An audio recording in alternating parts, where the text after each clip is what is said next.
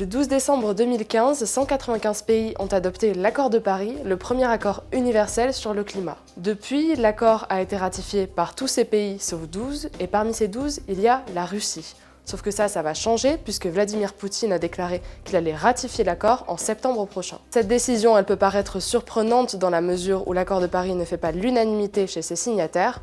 On pense par exemple à Donald Trump qui a déclaré qu'il voulait se retirer de l'accord. Alors pourquoi est-ce que Vladimir Poutine veut maintenant ratifier cet accord? À ça, il y a deux raisons principales. La première est économique. Trump voit dans la réduction des émissions de gaz à effet de serre une menace pour son économie et notamment pour l'industrie.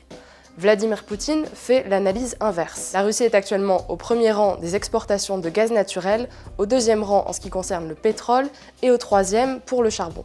Autant dire que ce socle économique n'est pas très COP21 compatible. En janvier dernier, le gouvernement russe a ainsi reçu une lettre du syndicat des industriels et des entrepreneurs qui lui a tout simplement demandé de ratifier cet accord de Paris. Pour la Russie, l'enjeu est celui de la compétitivité face à des pays qui produisent une énergie plus verte, et notamment en ce qui concerne le marché européen qui est la première zone d'export de la Russie. La deuxième raison est diplomatique.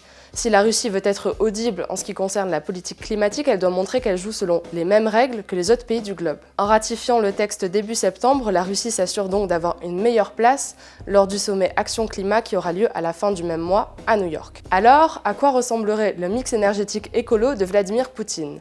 Moins d'hydrocarbures, plus de nucléaire, mais pas trop d'énergie renouvelable sur lesquelles il est assez méfiant.